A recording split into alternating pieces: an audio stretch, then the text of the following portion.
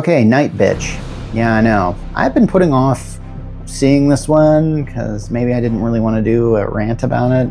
I didn't really want to see this film when it came out because I just thought that it was like the first trailer I saw with it. I saw like Amy Adams is essentially a mother, and I'm kind of going like, okay, I've seen this.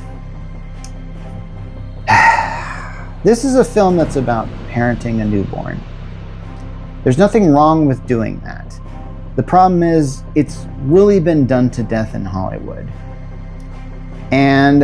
But this is a film that I have to say tries to take this to the next level. It's not trying to be funny. It's not trying to, and although it's kind of billed as sort of a comedy, like I mentioned before in my other things, I've been talking about horror movies this week. I guess you could call this a horror movie, for lack of a better term. So yeah. Here's the thing about Amy Adams. For some reason, she's been in a lot of stuff, and I don't really know if I thought her really best role was when she played the character of Giselle in Enchanted. I actually thought that role was definitely a turning point for her.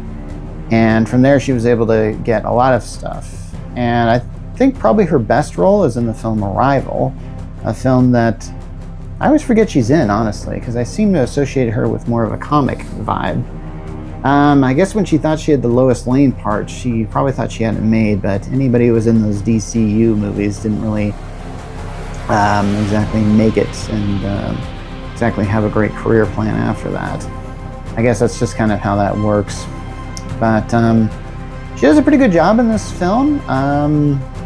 But if you really want to get into the particulars of this film, this is a film about a mother who is frustrated with being a mother and therefore embraces the lifestyle of a dog. Yeah, that's what this film's about. So we see this character. Here's the thing about the way that Hollywood likes to depict this. They like to show, like, when you're a parent, you see the dark side of parenting. And the bad side is often that you have to change the diapers, you have to deal with throw up, you have to deal with a lot of things. This is one of those films that uses repetition for this. And I often think, like, here's the issue. I've got 3 kids myself. I didn't exactly raise them. My wife did really a lot of the heavy lifting for that. And I have to admit, these films really don't emphasize the joy of parenting. And they usually just show the negative side. Not only that, and I don't want to, when it comes to motherhood, that's not something I can relate with. I've never given birth and stuff like that. And this film has a really interesting message about this.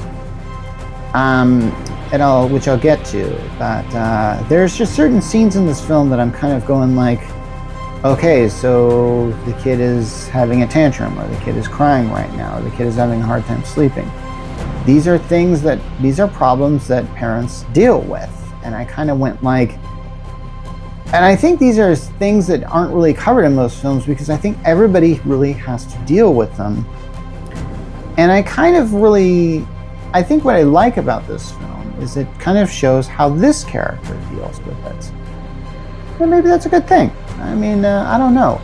I didn't really want to see this film because I actually thought that it was just going to focus on the negative aspects of motherhood and that it was going to be kind of like a bad mom's movie or something.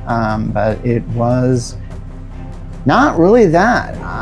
In fact, it goes into some areas that I had to admit were incredibly dark. One of the things that I noticed about this film is that there's many scenes where a character will ask Amy Adams' character a question, and she'll respond with a very honest answer, one that even she doesn't want to deal with. Like the fact when at the main character, or at the beginning, I think a character says, "It must be nice spending time with him all day," and she says, "Well, actually, I'm beginning to wonder if this is somehow my life, and I really should have stayed with my career in art and studios and stuff like that." And then you hear that character ask the question again, which shows that she was dreaming this sort of thing. And there's one that just gets violent where her husband asks her a question and you see her slap him, and then he asks the question again. So in my mind, I'm going like, okay, so that part didn't really happen. That's just what she wanted to do but never did. This is her repression, that kind of thing. So here's the thing. In the film, Amy Adams starts to notice hair on her body and notice an increased sense of smell, and she believes she's becoming a dog. And then in this film, she sort of does some research on this. And discovers a book at the library about people that have had these kind of strange transformations.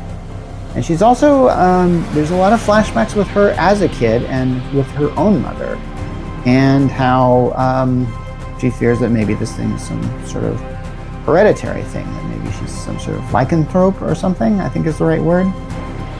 And so she starts to adopt these habits of the dog, like say, for example, eating food from off the floor, and she actually shares with her son, actually, like has a dog bowl for her son. She has a dog bed for her kid, that way her kid can sleep in a place that's not with the parents, because a lot of kids have this problem. And for the most part, I have to admit, this is an interesting take on this. There's some scenes in this film that I don't really... Okay, there's certain scenes I've seen in a lot of films where characters get framed in a certain way, where it's almost like it's not their fault that this happens. Okay, all right, here's a scene in this. The character of Amy Adams, she likes art and she likes to paint and stuff.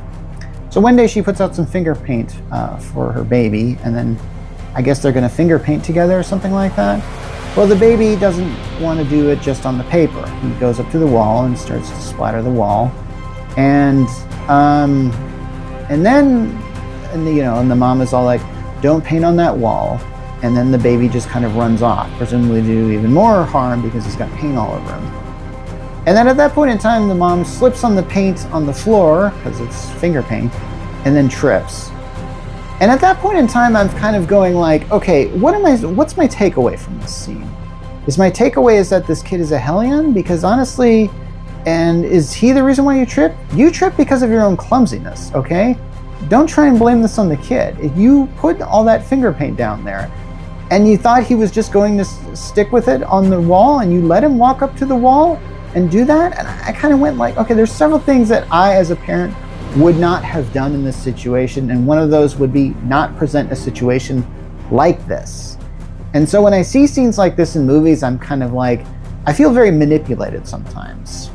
And I kind of felt like, okay, I'm willing to ignore this particular aspect of this film because I actually think that this film does have something interesting to say. At some point in time, the mother, Amy Adams' character, really tries to take the reins on her own life, and she actually has a separation from her husband, something that I kind of thought was odd, and kind of gives him the burden of being the parent in here. And I think that's actually pretty good. And then so the husband kind of learns a lesson from this, which I think is great. So they stay together, and I realize that's kind of a spoiler on this, but this is a nice, lighthearted film. What's funny is, this could have been an episode of The Simpsons. Seriously, they could have easily made this an episode of The Simpsons. And this whole thing about her turning into a dog, I'm not sure if this is just her perception of this.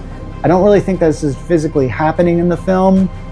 There's a scene where she actually kills the cat, and I'm kind of going like, but when she's talking to the other parents about how she's killed the cat, a lot of them think that she means like she killed the cat through neglect, because the other parents talk about how they have accidentally killed their household pets.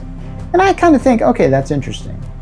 What I do like about this film is it shows that motherhood, even though we see it as something so good, it is in fact a very violent act from the very beginning as far as the whole giving birth goes, and that we do give ourselves a lot into our kids, and it's not necessarily civilized as we think. And I think that's the point of this film. So I will give this film credit for trying to make that point. It goes out of its way to make it, and I'm not sure if it really works. So I'm not really sure I can really recommend this film, but it was not terrible. I mean, I thought this film was going to be really awful. So hey, turned out, kind of liked it.